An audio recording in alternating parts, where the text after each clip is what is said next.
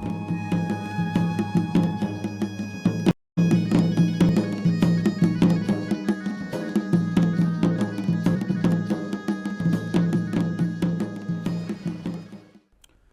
देख रहे हैं इंडिया वॉइस और मैं हूं आपके साथ पुष्पेंद्र चौधरी। देवभूमि समाचार में आपका स्वागत है। बुलेटिन की शुरुआत करेंगे देहरादून में बीजेपी द्वारा आयोजित संगठन पर्व 2025 में शामिल हुए सीएम धामी। इस दौरान सीएम ने क्या कुछ कहा वो आपको सुनाते हैं।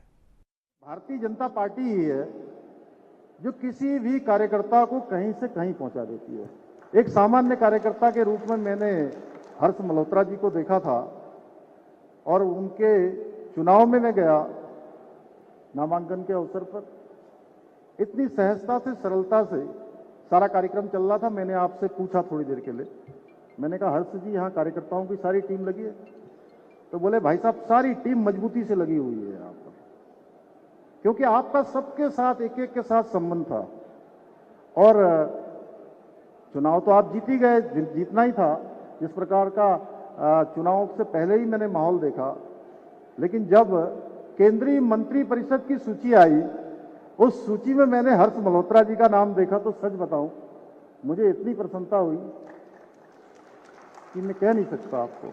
ऐसे आज के पर्यवेक्षक केंद्रीय मंत्री आदरणीय हर्ष मल्होत्रा जी और आज हम सब लोग जिनके लिए यहाँ पर एकत्र हुए हैं, एक लंबा कालखंड बाल्यकाल से लेकर हमारे सभी मंचासीन वक्ताओं ने उनके बारे में बताया।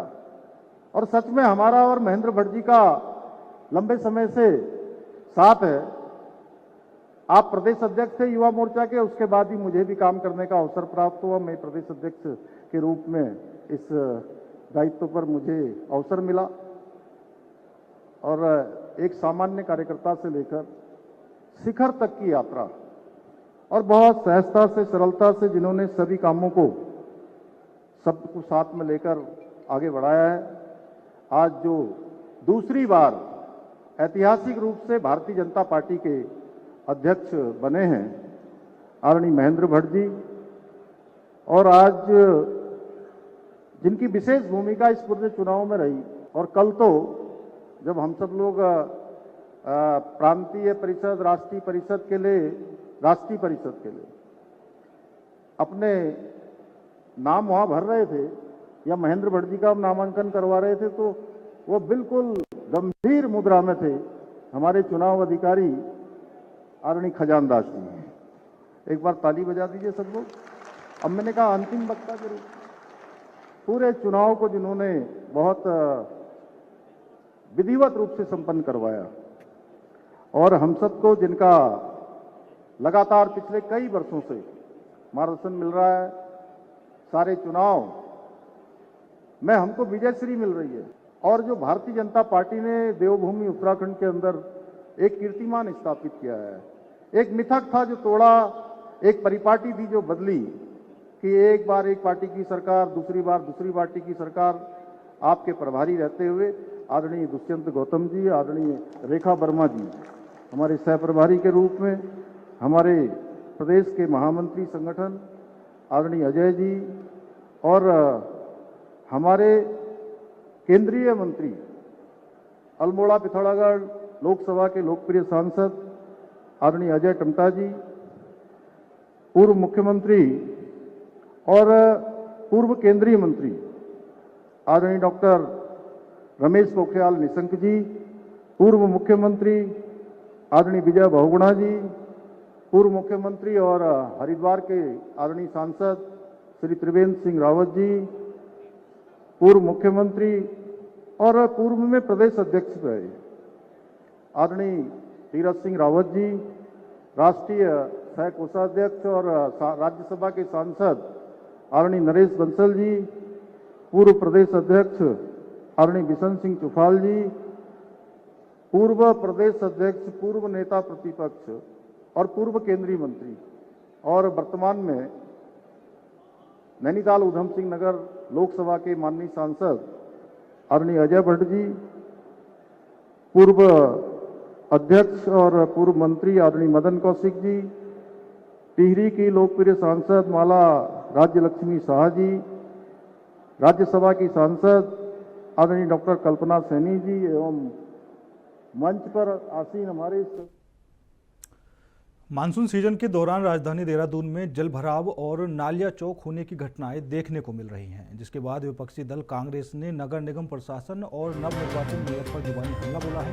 कांग्रेस नेत्री गरिमा दसरथ ने कहा कि नगर निगम प्रशासन अपनी लापरवाही को मद्दे पर एमडीडीए पर थोपने का काम करता है और एमडीडीए द्वारा राज्य सरकार पर ऐसे में शहर की जनता की परेशानियों की सुध लेने वाला कोई नहीं। कांग्रेस नेत्री ने कहा कि नगर निगम को चाहिए कि वे प्लानिंग के साथ इस मानसून सीजन में कार्य करें ताकि जनता की परेशानियां खत्म हो सके, लेकिन ऐसा होता हुआ दिख नहीं रहा है और इसका खमियाजा अभी मानसून सीजन में तो उठाना पड़ ही रहा है। इसके बाद डेंगू और चिकनगुनिया जैसी बीमारियां भी फैल सकती हैं। सब एक थाली के चट्टे बट्टे हैं, इन्होंने करना किसी ने कुछ नहीं है।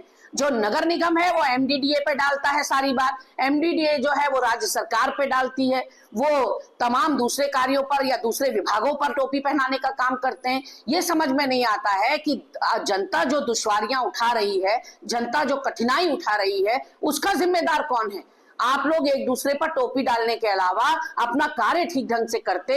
सबको पता था कि मॉनसून आने वाला है और मैं बार बार इस बात को कहती हूं कि जो तैयारियां हैं वो 3-4 स्तर पर होनी चाहिए।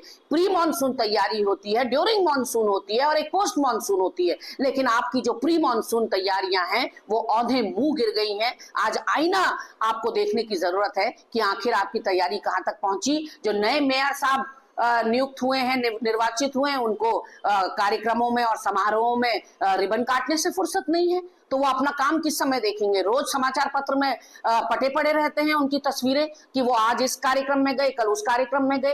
कार्यक्रम छोड़ के मेयर साहब से मेरा निवेदन है, कुछ नगर निगम का भी हाल देखिए। खबर गढ़वाल से है, जहां उत्तराखंड राज्य खेल परिषद के राज्य मंत्री हेमराज सिंह बिष्ट पौड़ी पहुंचे। उन्होंने राशि मैदान परिसर में वृक्षारोपण कर पर्यावरण संरक्षण का संदेश दिया।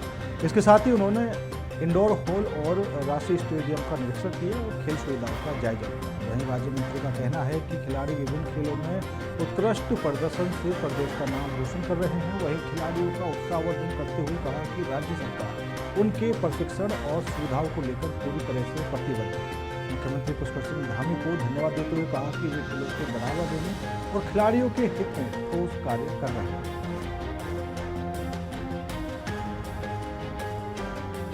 पौड़ी का मैंने जो अपना रांची का स्पोर्ट्स स्टेडियम है उसका भ्रमण करके आया हूँ और एक बार और मैं माननीय मुख्यमंत्री का विशेष आभार व्यक्त करना चाहता हूँ। ऐसा विश्व स्तरीय बहुत अच्छा सा यहाँ पर उन्होंने मल्टीपर्पज हॉल बनाया है, मल्टीपर्पज जिम बनाया है, बहुत सुंदर सा यहाँ पर जिम का सामान है। जो एल्टीट्यूड सेंटर होने के बाद यहाँ पर अपने सारे देश विदेश के बहुत सारे खिलाड़ी यहाँ पर आए हैं, तो जब मैंने उनसे जानकारी ली उन्होंने बताया कि बहुत अच्छे से व्यवस्था यहाँ पर चल रही है और जो भी कुछ बहुत कमियां हैं अभी जैसे जूडो कराटे की मेट है, बहुत सारी कुछ कमियां यहाँ पर हैं, उसको आज मैंने अपने विभाग के अधिकारियों से बात की है, तो जल्दी उनको उपलब्ध हो जाएगा और हम लोग प्रयास कर रहे हैं कि जल्दी से जल्दी जो सुविधाएं यहाँ पर हैं वो उनको मिल जाए और बेहतर सुविधाएं मिले। हम लोगों ने एक नया नारा दिया है, देवभूमि खेल भूमि। अब उत्तराखंड को देवभूमि के नाम से जाना जाता है, तो उत्तराखंड को आने वाले समय देवभूमि के साथ खेल भूमि के नाम से जाना जाए। हम लोग ऐसा प्रयास कर रहे हैं। आज तक इस प्रदेश को पर्यटन प्रदेश कहते थे, ऊर्जा प्रदेश कहते थे और हमने इस प्रदेश को नया नाम दिया है देवभूमि के साथ खेल प्रदेश। अब आने वाले समय में लोग ऊर्जा प्रदेश, पर्यटन प्रदेश के साथ साथ खेल प्रदेश बोलेंगे और हम लोग प्रयास कर रहे हैं 5 साल के अंदर हम इसको खेल प्रदेश खेल भूमि बनाएंगे और 5 साल के अंदर खेल प्रदेश बनाएंगे। उत्तराखंड राज्य खेल परिषद के राज्य मंत्री श्री हेमराज बिष्ट जी के गढ़वाल भ्रमण कार्यक्रम के अंतर्गत जनपद पौड़ी के स्पोर्ट्स स्टेडियम, कोटद्वार और रांची स्टेडियम और इंडोर स्टेडियम का निरीक्षण किया गया।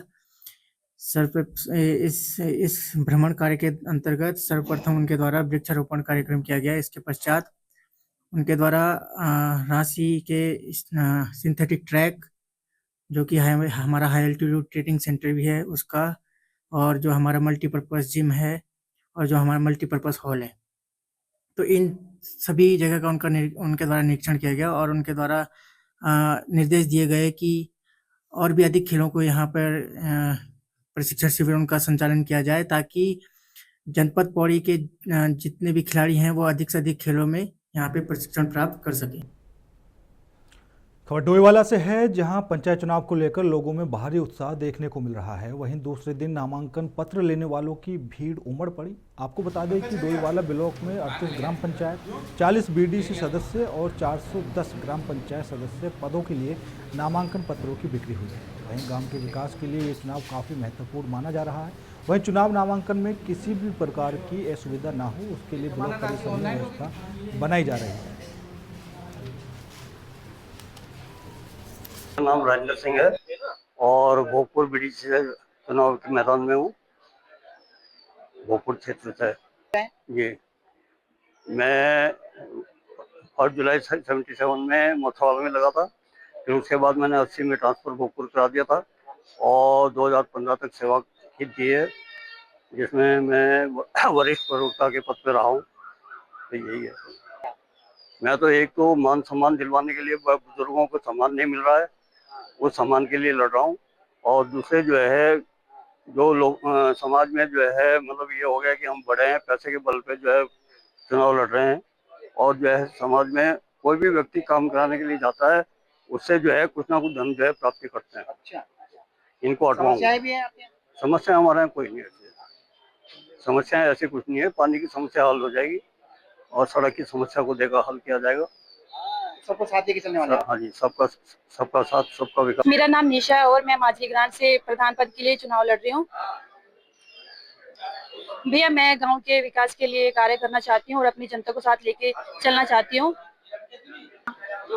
भैया, समस्याएं तो बहुत है, पर अब देखते हैं, उसका निवारण करेंगे। अब सबको साथ लेके चलना है। सुनील यादव है, मैं रानीपुरी ग्रांड तृतीय से बीडीसी के लिए नामांकन पत्र लिया है। मेरा शांतिनगर में, रानी पोखरी में, तमाम क्षेत्रों में और भी काम किए हैं। इसी मकसद से आगे और जो काम छूट चुके हैं रहे हैं और आगे कार्य के लिए मैं दोबारा बीडीसी पद का उम्मीदवार बनना चाहता हूँ। आशा करता हूँ कि समस्त ग्रामवासी ज़्यादा से ज़्यादा मुझे सपोर्ट करें। आप पूर्व बीडीसी रहे हैं? जी। कुमाऊं कमिश्नर मुख्यमंत्री के सचिव दीपक रावत ने स्वामी राम स्टेट कैंसर यूनिट के निर्माणाधीन भवन का निरीक्षण किया। इस दौरान कैंसर यूनिट के लिए 1500 बेड की नई बिल्डिंग तैयार हो रही है, जिसका निर्माण कार्य दिसंबर तक पूरा कर लिया जाएगा। कमिश्नर दीपक रावत ने बताया कि यह परियोजना दिसंबर 2025 तक पूरी की जानी है, ताकि कुमाऊं मंडल ही नहीं बल्कि आसपास के दूर दराज के क्षेत्रों से आने वाले कैंसर रोगियों को बेहतर स्वास्थ्य सुविधाएं मिल सके। वहीं निरीक्षण के दौरान उन्होंने भवन की गुणवत्ता की गहनता से जांच की, साथ ही निर्माण एजेंसी को सख्त करने के भी निर्देश दिए हैं। वहीं निर्माण कार्य में किसी भी प्रकार की लापरवाही या गुणवत्ता से समझौता बर्दाश्त नहीं किया जाएगा। देखिए, वर्तमान में तो जो यहाँ पे कैपेसिटी है वो 40 बेड्स की है, जिसमें कि कैंसर का ट्रीटमेंट होता है, लेकिन एक तो आईसीयू यहाँ पे नहीं है और दूसरा ये बेड कैपेसिटी भी कम है। तो इसके बाद इसमें जो आगे प्रपोज्ड बिल्डिंग है, इसमें तो वार्ड का एक सेक्शन है, एक सर्विस सेक्शन है। आपस में अभी बिल्डिंग्स को जोड़ने के लिए कोई रैंप की व्यवस्था नहीं है, उसमें भी इसको जोड़ा जाएगा। और ब्रिडकुल इस काम को कर रही है, 39 करोड़ का वर्क है जो दिसंबर तक आपको करना है। और पूर्व में यहाँ पे इसमें फॉरेस्ट केस को क्लियर करने में काफ़ी वक्त लग गया था, लेकिन अब वो हो चुका है। साथ ही साथ इसका फेज़ 2 भी अंडरवे है, क्योंकि इवेंचुअली इसको स्टेट कैंसर इंस्टीट्यूट के रूप से इसको जाना जाएगा, बनाया जाएगा, बड़ा सेंटर बनेगा। तो वो लैंड की स्वीकृति भी अभी अपेक्षित है, जो यहाँ के डायरेक्टर साहब ने मुझे बताया है। तो वो फाइल कहाँ पे रुकी हुई है उसको परसू करके जल्दी करवाया जाएगा, ताकि हमारा फेज़ 2 भी सैंक्शन हो जाए और एक अच्छी फैसिलिटी यहाँ पे। स्वास्थ्य विभाग टिहरी गढ़वाल में एनएचएम के अधीन outsource company MS vigilant security के माध्यम से तैनात कर्मचारियों को 3 महीने से वेतन नहीं मिला है, जिससे कर्मचारियों के सामने रोजी रोटी का संकट खड़ा हो गया है। कर्मचारियों ने कहा कि outsource company MS vigilance security के द्वारा कार्मिकों के मानदेय से ईपीएफ की कटौती किए जाने के फलस्वरूप जनवरी 2025 से अब तक कर्मचारियों के ईपीएफ खाते में नहीं आ पाए हैं। विगत 3 माह से हमारे राष्ट्रीय स्वास्थ्य मिशन के अंतर्गत जो आउटसोर्स एजेंसी कार्यरत है, उनके जो कर्मचारी यहाँ पे कार्यरत हैं, लगभग जनपद टिहरी गढ़वाल में 52 कर्मचारी और पूरे प्रदेश भर में 1500 कर्मचारी कार्यरत हैं। इन सबको मार्च के बाद अप्रैल, मई और जून 3 माह का वेतन अभी तक जो है मिशन प्रबंधन के द्वारा नहीं दिया गया है। और इनका मिशन प्रबंधन और आउटसोर्स एजेंसी के बीच में क्या दिक्कतें हैं, ये तो खैर उन्हीं जाने उनके अनुबंधों में क्या दिक्कत है, लेकिन इस बीच में जो है हमारे कर्मचारी पिसते जा रहे हैं और लगातार 3 माह से इनका वेतन न मिलने के कारण इनकी आर्थिक स्थिति, पारिवारिक स्थिति है दयनीय हो गई है। तो इस संबंध में आज मुख्य चिकित्सा अधिकारी कार्यालय में समस्त जनपद टिहरी के लोग आए थे और उनसे ज्ञापन सौंपा गया है और ज्ञापन में स्पष्ट कर दिया गया है कि अगर 3 माह का वेतन एक मुश्त जारी नहीं किया गया तो ये चरणबद्ध आंदोलन के लिए बाध्य होना पड़ेगा। तो जो हमारे आउटसोर्स के कर्मचारी हैं जो कि TNM से लगे हुए हैं, इनका विगत 3 माह से वेतन नहीं मिला और 6 माह से इनका EPF और ESI का पैसा जो जमा नहीं हुआ है, जो एजेंसी द्वारा किया जाना था।